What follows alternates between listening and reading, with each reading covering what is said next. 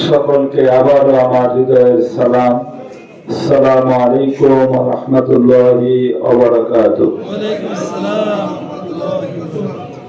লাখো কোটি শুকর এবং সুজুদ যে মহান রব্বুল আলামিন একটি অসাধ্যকে সাধন করেছেন। সারা বাংলাদেশের মধ্যে বাগেরহাট এক আসনের বিজয় সবচেয়ে ব্যতিক্রম।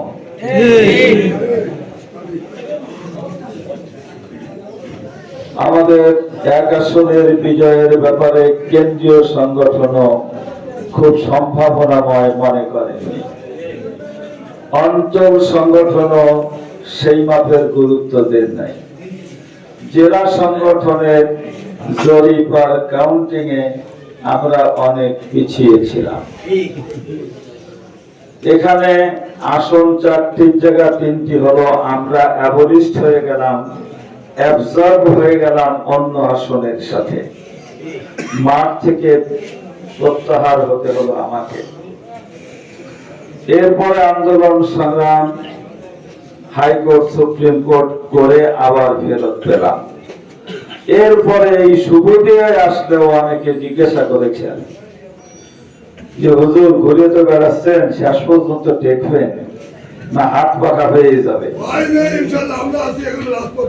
আপনারা এই প্রশ্ন করেছেন না? এই অনিশ্চয়তা সর্বশেষ 20 তারিখে আসরের পর থেকে চিন্তা করতে লাগলাম, এর আগে তো অন্যরা আউট, ঋণ খেলাপি বিভিন্ন সরকারের নির্বাচন কমিশনের শর্ত ফিল আপ করতে না পেরে তারা অলরেডি সিন আউট হয়েছে। ছিলেন আল্লামা মামুনুল হক। আসরের পরে বারবার মনে চায় যে ফোন দিয়ে একটু খবর নি উনি প্রত্যাহার করেছেন কিনা। যেদিন আবেদন নমিনেশন পত্র বাছাই হয়, সেই দিন মামুনুল হক সাহেবের এক মামাতো ভাই মোল্লাহাট বাড়ি, নিচে দেখা বলতে আপনি জায়গায় কি জন্য? এই জায়গা হলো আল্লামা মামুনুল হক সাহেব, তিনি নির্বাচন করবেন, আপনি বাছাইতে আপনার রাষ্ট্রীয় কিছু কিনা। তাহলে ওনার সঙ্গে এক মুরব্বী ছিলেন মোল্লাহাট বড়ঘাট কবরস্থান মাদ্রাসার মুহতামিম আল্লামা হাফিজুর রহমান সাহেব, খুব মহত্তাব আলেম দ্বীন, মুখলেস মানুষ। আমি শুধু বললাম যে হাফিজ ভাই তাহলে বাড়ি চলে গেলাম। তো উনি মুস্কি এসে আমার হাতটা চেপে ধরলেন, তো ছেলে মানুষ কি বলছে ওটা কিছু মনে করেন না। 20 তারিখে আসরের পরে উদ্বিগ্নতার মধ্য দিয়ে বারবার উদ্বিগ্ন হই আর বারবার ইস্তেগফার করি, কারণ যদি অন্য কেউ পেয়ে যায় তাহলে তার পক্ষে আবার কাজ করা লাগবে না। কিন্তু নফস তো বসে থাকে না, ও বোঝে যে এতকাল গুলনীতি উপজেলায় এমন মামুনুল হক সাহেব চালায় যাচ্ছে, তোমার কি দশাটা হবে কি? নফস এই পরামর্শ দেয় কিনা? মাগরিবের পরে শুনলাম যে মামুনুল হক ভাই প্রত্যাহার করেছেন, ওনার দলীয় কর্মীদেরকে মশিউর রহমানের পক্ষে কাজ করার নির্দেশ দিয়েছেন। এর 20 তারিখ নির্বাচন হয়েছে, কয় তারিখ? 12 তারিখ। তাহলে 10 আর 10 ডিসেম্বর মাস 31-এ, এই জন্য একদিন বেশি। এই 21 দিনের মধ্যে আল্লাহর মেহেরবানিতে এই ফকিরহাট মোল্লাহাট চিতলবাড়ির মা বোন আমার দিনী ভাইদের চোখের পানি আল্লাহ রাব্বুল আলামিন কবুল করেছিলেন। আর একটি ঘূর্ণিঝড় তিথি প্রবাহিত করে এই 20 দিনের মধ্যে সবকিছু মানিয়ে সকল সম্ভাবনা আর জরিপকে পরাভূত করে আল্লাহ রাব্বুল আলামিন এই জমিনটাকে জাতীয় সংসদে পাঠিয়ে দিলেন। আলহামদুলিল্লাহ বলবো না? আলহামদুলিল্লাহ, সুম্মা আলহামদুলিল্লাহ, সুম্মা আলহামদুলিল্লাহ। আজকে সকালের দিকেও কেন্দ্রীয় এক নেতার সঙ্গে কথা বললাম ফোনে, একটা প্রয়োজন, অ্যাসিস্ট্যান্ট সেক্রেটারি জেনারেল। কালকে রাতেও কথা বলেছি, তা বললেন যে বশির ভাই কি দিয়ে কি হয়ে গেল, আমরা তো হিসেব করলাম না। আপনারা তো আমরা করলামই যে কষ্টই দিলাম খালি। কারণ আমি 22 বছর কেন্দ্রীয় মজলিসের সুরার সদস্য চলমান আছি, 14 বছর বাগেরহাটের জেলা আমিরের দায়িত্ব পালন করেছি। ফলে কেন্দ্রে যারা নতুন আসতেছে তারা বরং আমার জুনিয়র। বর্তমান আমি যে জামাত আর আমি একসঙ্গে জেলা আমির, উনি সিলেট মহানগরী আমির আর আমি বাগেরহাটের জেলা আমির। এই জন্য তার সাথে আমার সম্পর্ক হলো যে দেখা হলেই ওনার আগে বলতে পারি না, ডাক দিয়ে বলেন মশিউর ভাই কেমন আছে, এ বলে হাতটা বাড়ায় দেয়। ভাইয়েরা, সব জায়গায় জরিপে যদি আমরা পিছনে থাকি, আমার মাহবুবের জরিপে আমি 1 নম্বরেই ছিলাম। নিশ্চয়ই আমার কোন ভাই, আমার কোন ভোরে চোখের পানির হাদিয়া মাহবুব কবুল করেছে। একই কিন্তু আমাদের নয়, এটা আমাদের চেষ্টার ফসল নয়, এটা আমাদের মেহনতের ফসল নয়, এটা আমরা দাবি করতে পারি না। এই আসলে এটা আমরা দাবি করতে পারি না। মহান রব্বুল আলামিন রহম ও করম করে আমাদেরকে বিজয় দান করেছেন। আলহামদুলিল্লাহ, আলহামদুলিল্লাহ, হামদান কাসীরা। বহুতের শুকরিয়া আদায় করে শেষ করা যাবে না। এ ভাইয়েরা, সালাতুল আসরের আযান হবে, আমি আমার কথা দীর্ঘায়িত করব না। আরো আগে আমার এখানে আপনাদের সঙ্গে শুভেচ্ছা বিনিময়ের জন্য আসা উচিত ছিল। আমার এই অনিচ্ছাকৃত ভুলটি আমি আপনাদের কাছে ক্ষমা চেয়ে নিলাম। কারণ এতদিন সামাল দিতে হয়েছে, এখনো হচ্ছে। আর রোজা রেখে বিকেল বেলায় একাধিক প্রোগ্রাম করা, স্বাস্থ্যগত একটা ফিটনেসও তো প্রয়োজন হয় না? হয়। কিন্তু আল্লাহ কি কারামত, আল্লাহ রাব্বুল আলামিনের মুজিজা। বাড়ি থাকলে বাড়ি দুর্বল লাগে, আর আল্লাহর দ্বীনের পথে যখন চলা শুরু করি, ওরা দুর্বলতা মসজিদে আমাকে টাচ করতে পারে না। আল্লাহ তাআলা খাস মেহেরবানি ছাড়া আমি আর কিছু মনে করি না। কিন্তু ভাইরা, সেজন্য আপনাদের কাছে আমি ক্ষমা চাই। আপনারা অনেক কথা বলেছেন, আমিও অনেক কমিটমেন্ট করেছি। তবে আমার কথা হলো যে আমরা মানুষকে উদ্বুদ্ধ করেছি যে আমরা ন্যায় ইনসাফের বাংলাদেশ গড়ব, আমরা দুর্নীতি মুক্ত একটি সমাজ গড়ব, আমরা নতুন বাংলাদেশ গড়ব। এটা আমরা বলেছি না? আমিরি জামাত বলেছে। আল্লাহ রাব্বুল আলামিন সেই মঞ্জিলে মকসুদে আমাদেরকে পৌঁছান নাই, আমাদেরকে টেস্ট করতে চাচ্ছেন। এই কয়জন দিলাম, দেখি তোরা নিজেরা কতটুকু দুর্নীতি মুক্ত থাকতে পারিস। যদি এই পরীক্ষায় পাস করিস, তাহলে আগামীতে তোমার জন্য এই ক্ষমতা ইনশাআল্লাহ। পরীক্ষার হলে আছি, পরীক্ষার হলে আছি। যে পরীক্ষায় আমরা জিতবো তো ইনশাআল্লাহ, পাস করবো তো ইনশাআল্লাহ। এ মাইনাস না বি না সি, পাস করবো ইনশাআল্লাহ। ওমা তৌফিকে ইল্লা বিল্লাহ। আল্লাহ যেন আমাদেরকে সেই তৌফিক দান করেন। আমার আসনে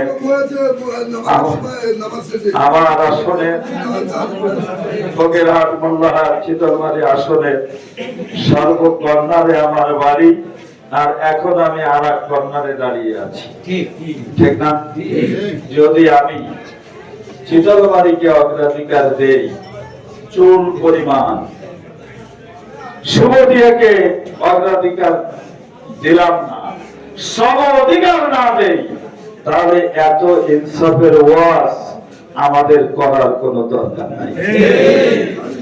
এজন্য শুভদিয়াও আমার, চিতলমারীও আমার, নগরকান্দিও আমার, এই পুরা 3টি উপজেলার 22টি ইউনিয়ন, প্রায় 6 লক্ষ পপুলেশন, 3,75,000 ভোটার, আর নন ভোটার লোক দিয়ে প্রায় 6 লক্ষ। এই 6 লক্ষ মানুষের যে প্রতিনিধিত্বের আমানত আল্লাহ তাআলা আমার করে দিয়েছেন, আমি আপনাদের সকলের কাছে দোয়া চাই, মাঠে ময়দানে যা বলেছি সবকিছু কিরামান কাতিবিন আমার দুই ঘাড়ে বসে বসে রেকর্ড করে রেখেছে। আমার আমল যদি ওই রেকর্ডের সাথে গরমিল হয়ে যায়, তাহলে আমি কাল কিয়ামতের ময়দানে ধরা খেয়ে যাব। এই আতঙ্ক আর ভয়ের মধ্যে আমি আছি। আপনারা দোয়া করবেন, আল্লাহ ইন্নাল্লাযীনা ক্বালু রাব্বুনা আল্লাহ সুম্মা ইসতাকামু, পথ পদবী মানুষকে হাসায়, পথ পদবী মানুষকে চরম অপদস্থ করে। আল্লাহ রাব্বুল আলামিন যেন দুনিয়া আখিরাতের সকল নেগেটিভ অবস্থা থেকে আপনাদের এই ভাইটিকে আল্লাহ যেন হেফাজত করে। আমি দোয়া পাবো তো ইনশাআল্লাহ, দোয়া পাবো তো ইনশাআল্লাহ। সবের ভিত্তিতে উন্নয়ন কমিটির মাধ্যমে ইনশাআল্লাহ পুঙ্খানুপুঙ্খ মানে বাটোয়ারা হবে। এখানে একটি কথা আপনারা স্মরণ রাখবেন, আজকে আমার পাশের ওয়ার্ডে একজন আমার বাড়ি আসছে, একটা দরখাস্ত নিয়ে আসছে। মানে তার কণ্ঠে এই 2-3 মাস আগের থেকে দাড়িপাল্লার গান আছে, ভ্যান চালায় আর রাস্তা ভরিয়ে গান গায়। মানে সে একটা ব্র্যান্ডে পরিণত হয়ে গেছে। সে একটা ঘর চেয়ে একটা আবেদন নিয়ে আসছে আমার কাছে। আমি বললাম যে এই আমার কাছে প্রথম কেউ আবেদন করলো, আমি তোমাকে একটা প্রশ্ন করি, তোমার ওই ওয়ার্ডে তোমার ঘরের মানটা তার চেয়ে খারাপ মানের ঘর আর কারো আছে কিনা তোমার জানা? তারপরে একটু দম খেয়ে বললো, হয় আরো 3-4 জন আছে। আমি যদি আরো 3-4 জন আছে থাকে, তাহলে তোমার এই দরখাস্তটা পরিবর্তন হয়ে সবচেয়ে খারাপ ঘরে যিনি বাস করেন ওনার দরখাস্তটা আগে আমার কাছে পৌঁছানোর দায়িত্ব তোমারে দিলাম। মানুষ পাইলে খুশি হয়, না পাইলে কিন্তু খুশি হয় না। আমার সে প্রাণ খুব বেশি খুশি হতে পারছে বলে আমার কাছে মনে হয়। তবে বাংলাদেশ জামাত ইসলামের কোন কর্মী দুনিয়ার উদ্দেশ্যে যদি কোনো কিছু করে থাকি, তাহলে দুনিয়াও বরবাদ, আখিরাতও বরবাদ। সর্বশেষ যে কথাটি আমি বলতে চাই, আজকে আপনারা যে প্রাণ খালা সম্বর্ধনা এখানে আমাকে দিলেন, মাবুদ যেন সকল ফখর কেবে আস্তাগফিরুল্লাহ মাআযাল্লাহ এর কোন প্রভাব যেন আমার ভিতরের মানুষের মধ্যে না লাগে, উপর থেকেই যেন এটা পিছলে যায়। মানে এগুলো দিলে নফস একটু উজ্জীবিত হয়, তা ঠিক না? ওই ফকিরা দিছিল সেই ভূত এসে ভালো ছিল। এই ডিউটি কার? এই ডিউটি নফসের না? ওরে যত দুর্বল করা যাবে তত দুনিয়াটা ভালো। আর ওকে যত আপনি লালন পালন করে শক্তিশালী করবেন, আপনাকে ডুবাবে আগে, ঠিক না?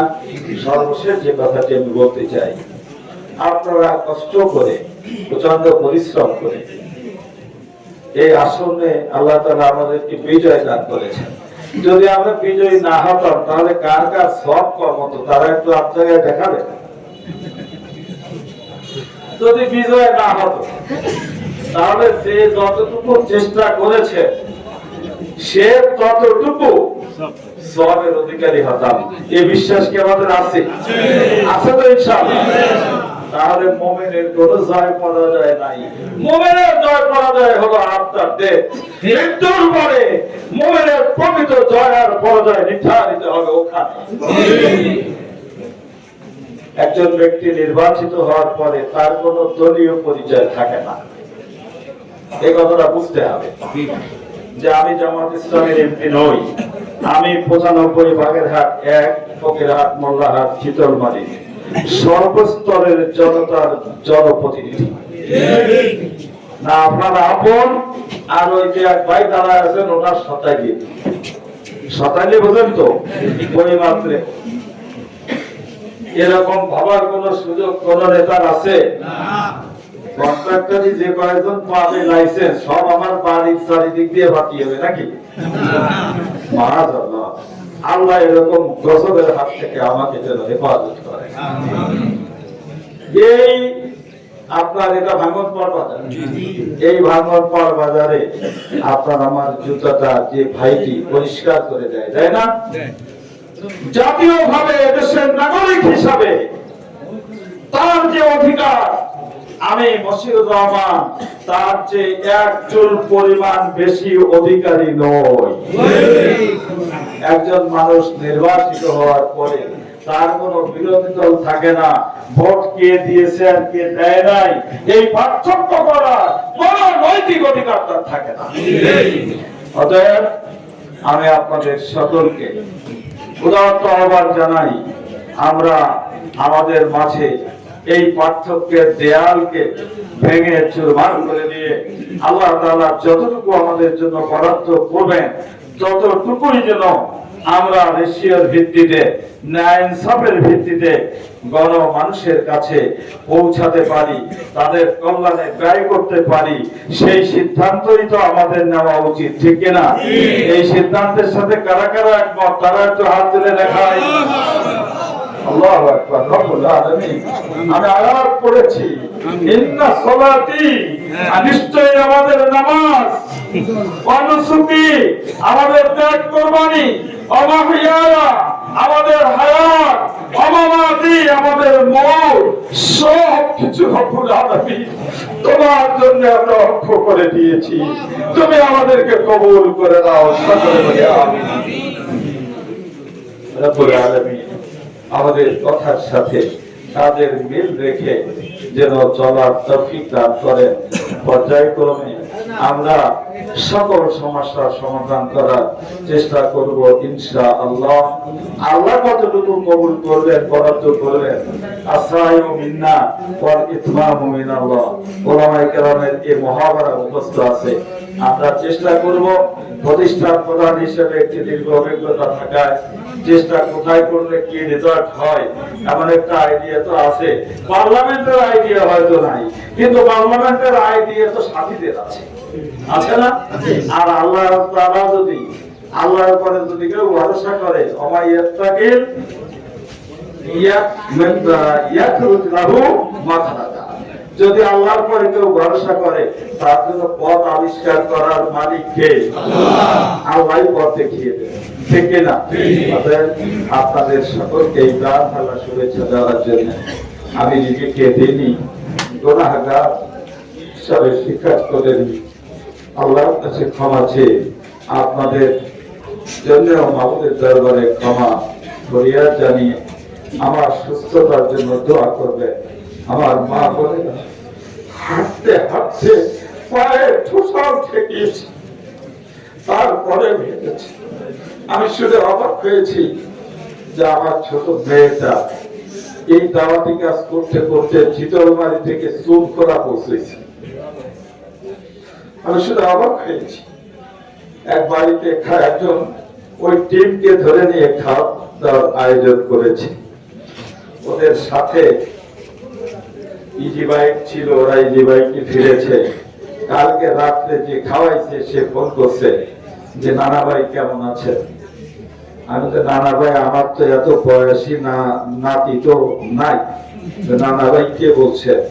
বলে আমি আপনার আপন নাতি। এরকম বলতেছে, এগুলো মহব্বতের বলতেছে আমার মায়ের নাম মিশু, মানসুরা রহমান মিশু আমার মায়ের নাম। চিনছেন? তখন আর চোখের পানি ধরে রাখতে পারিনি। আমার ছোট মেয়েটার নাম। সে বলতেছে সে আমার মা, এই জন্য আপনি আমার নানা।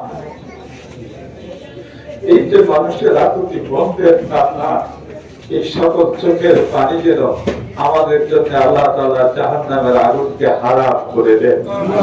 আল্লাহ তাআলা সব ধরনের লোভ লালসা অসওয়াসা থেকে আমাদেরকে মুক্ত করে দেন। আল্লাহ তাআলা যেন এই জাতির দায়িত্ব আমানতদারির সাথে আমাদেরকে পালন করার তৌফিক দান করেন। সকলের কাছে দোয়া আছে, সুস্থতার জন্য দোয়া আছে। আমি আমার কথা আপনাদের জন্য দোয়া করে আমার কথা আমি শেষ করছি। আসসালামু আলাইকুম ওয়া রাহমাতুল্লাহি ওয়া বারাকাতুহু।